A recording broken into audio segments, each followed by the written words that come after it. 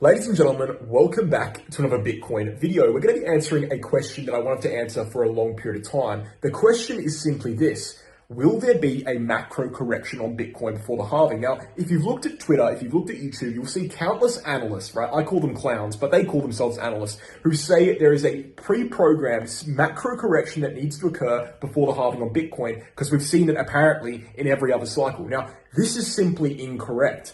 But I'm going to be looking at it from two different perspectives. I'm going to be looking at the macro evidence for a macro correction, okay? And then I'm going to be looking at the evidence from the base level charts, right? Medium term, short term, long term, etc. And I'm going to answer the question by the end of the video: will we see a significant macro correction before the halving in April? Ladies and gentlemen, let's get into it.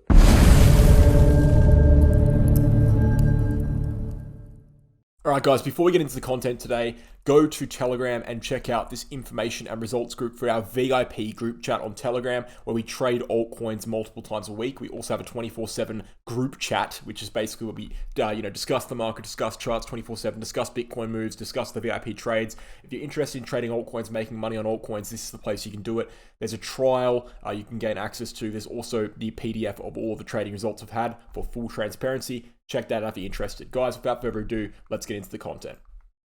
So guys, as per the title, we're trying to answer one main question today, and that question is: will there be a substantial correction on Bitcoin before the halving? Now, there's multiple ways we can approach this question, okay? There's the first, the surface face kind of TA, and that is basically, based on the charts right now, do we expect a significant correction in the market before the halving? And then there's the second aspect we can look into, which is there historical trends that indicate that, historically speaking, we generally see corrections before the halving? And so there's two different kind of ways to approach this overall problem, and we've got to look at both of those points of view. We're going to do that in this video. But before we get into anything, we have to understand that, cyclically speaking, we have to understand the cyclical structure all in itself, and that is that we have a 4-year cycle trend, and I've got it on the screen right here. We've got 5 micro trends listed out in colors, and each color is connected to a color of a date range measurement, as you can see on the screen here.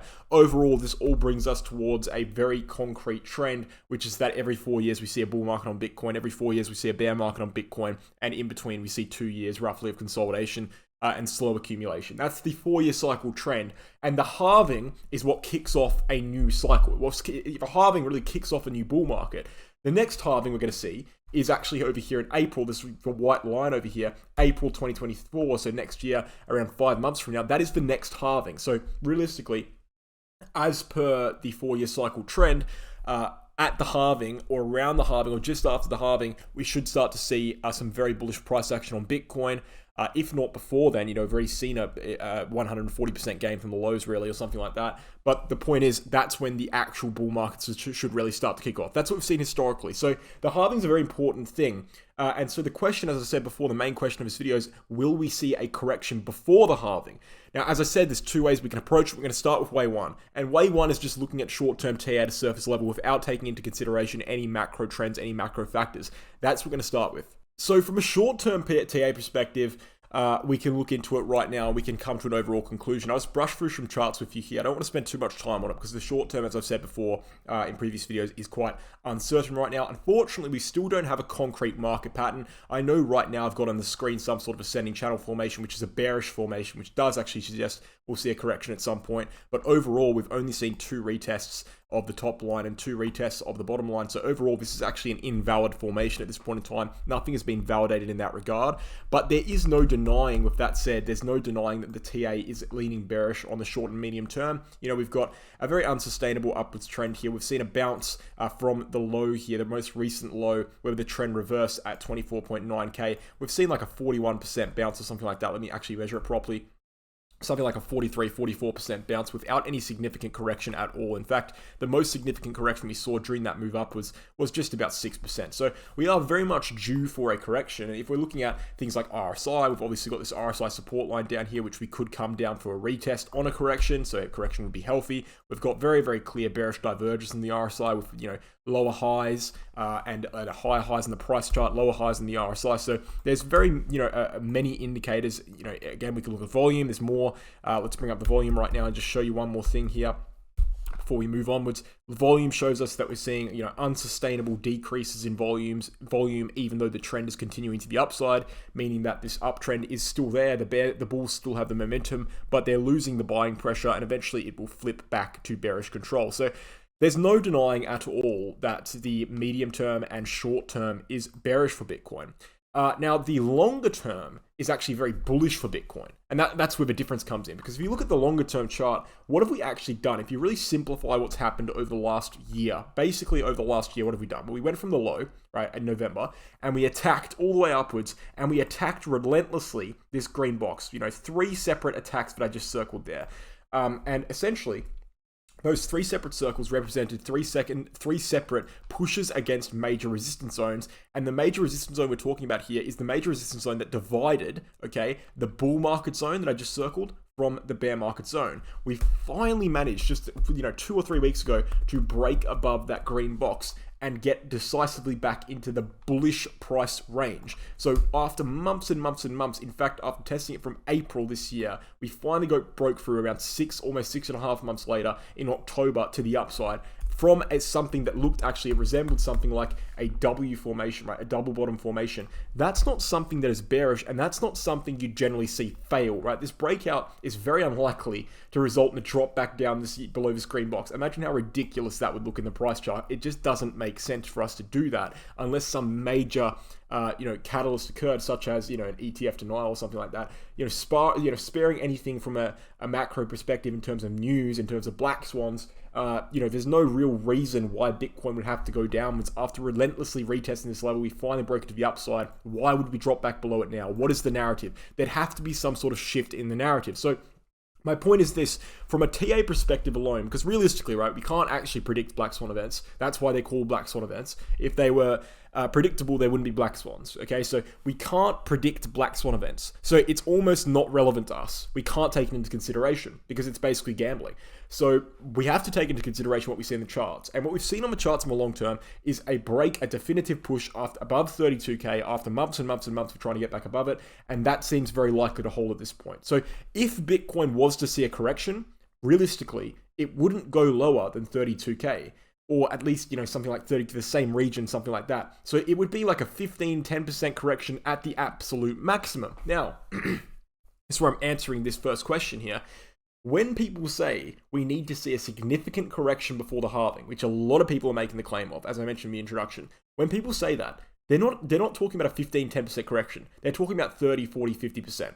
Okay, so simply put, although the short-term TA and the medium-term TA is actually leaning bearish, the long-term TA is leaning very bullish, and so there's not really any grounds to stand on to suggest that we'll be seeing a significant macro correction before the halving, right? I don't think that there's any grounds to stand on to say that at all. So that's from a immediate short, TA analysis. So the first answer is no, there's no real grounds to say that we're going to see a significant macro correction before the halving. Now, what about if I look at it from a macro and cyclical lens? Because that could give us a very different story, right? Because looking at TA itself on a broad level, like market patterns, volume, RSI, stuff like that, that's only giving you one side of the story. What about the underlying cyclical trends? Is there a reason to believe we're going to see a major correction based off that? Well, we can analyze that point now. The first answer is no.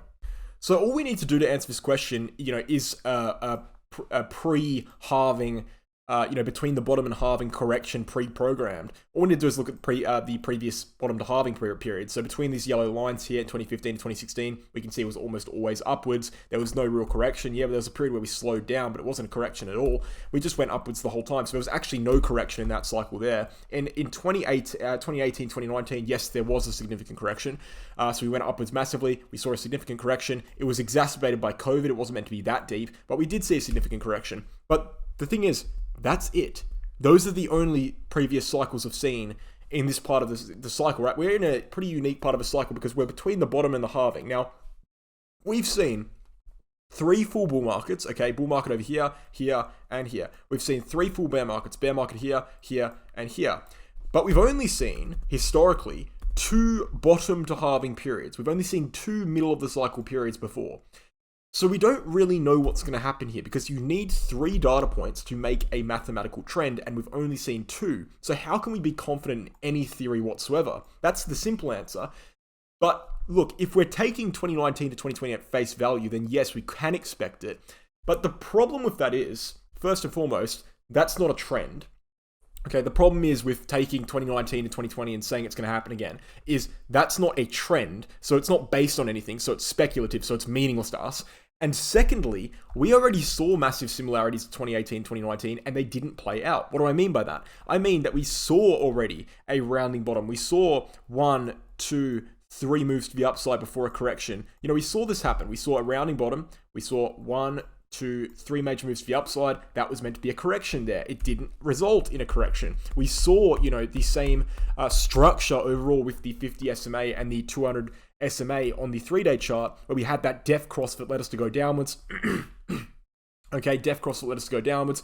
We had the bull cross, which led the correction to occur, but we already had the bull cross and it didn't lead to correction. It actually led to a move to the upside. So the fact of the matter is we already saw a period in which we were expecting similarities between the 2019 cycle and now to progress. We were expecting that correction to progress to the downside, but it simply didn't occur. We held our ground at 24.5K instead of breaking it to the downside. We held our ground and we went upwards because of the bullish narratives that have formed on Bitcoin in regards to ETFs most likely. So the fact of the matter is, if we were going to copy 2018, 2019, we probably should have already done it over here back in September and continued downwards, because that would have looked exactly like 2018, 2019. Now we are deviating from our macro, let's say now we are deviating from a 2018, 2019 fractal. And so what's the justification for believing 2018, 2019 is going to continue now when there's no resemblance anymore, because we've deviated massively to the upside by 40%. You know, the fact of the matter is, not only is it just based on pure speculation, because there's no trend to suggest we correct before the halving. It's only based on one data point. Not only that, but the data point it's based on, we missed our opportunity, because the data point it's based on looked like it was going to play out, and then it didn't. We've pumped 40% from the last time it looked real. So the fact of the matter is, there's actually no evidence, really at all, to suggest that Bitcoin will see a major macro correction before the halving. In fact, quite the opposite. You know, as I said before, you know, the most correction, the biggest correction we can actually see here realistically is looking at probably 10-15% down to 32K. I don't think that will break. Now, look, here's the thing. Unless we see a change in the narratives for Bitcoin, a change in the ETF narratives, a denial of ETFs, unless we see something develop in the world. But the problem is we can't predict things like that. So predicting anything to do with it is completely irrelevant from our analysis. Based on our best information possible, which we have from the charts, the most correction we can see is probably looking at 10-15%, maybe 17, okay?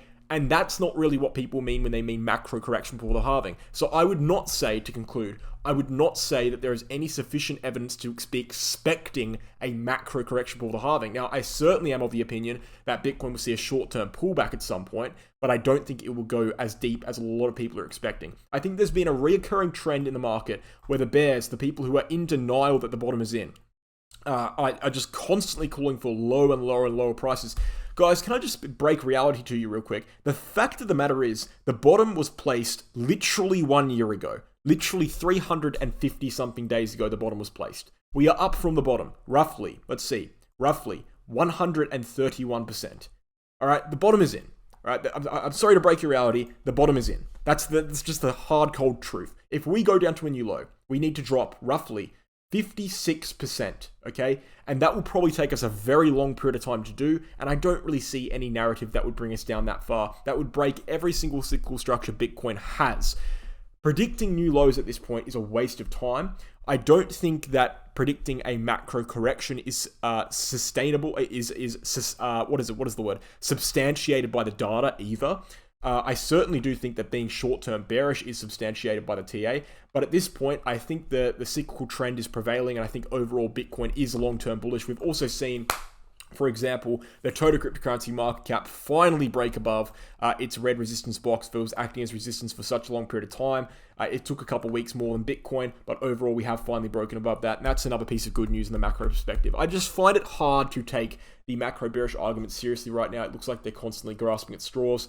But overall, if there are progressions in the trend, we can just change our opinion. We can just pivot our opinion on the market. There's no need to have unsubstantiated opinions while you're up in the sky. Just wait for the cracks in the, the crack in the ceiling to start prevailing and then change your opinion. Now, that's what I don't understand about people. It's like people feel the need to be controversial for some reason. Why do you need to be controversial when your money's on the line? Why do you need to be controversial when you're going to lose all your money?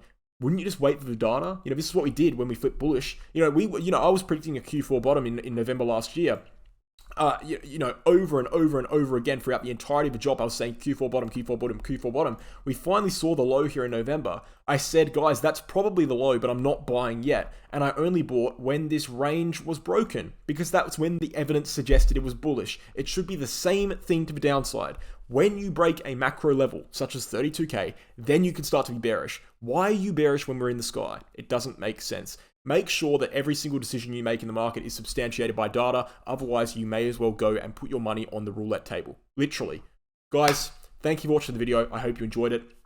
Go ahead and check out the Bingx exchange and the Bitget exchange. The Bingx exchange is a global non-KYC exchange. You can find all the information about it in my description below, as well as the information about the Bitget exchange, which is a global exchange minus the USA, and it is KYC. So depending on your preferences, you can choose either one of these exchanges.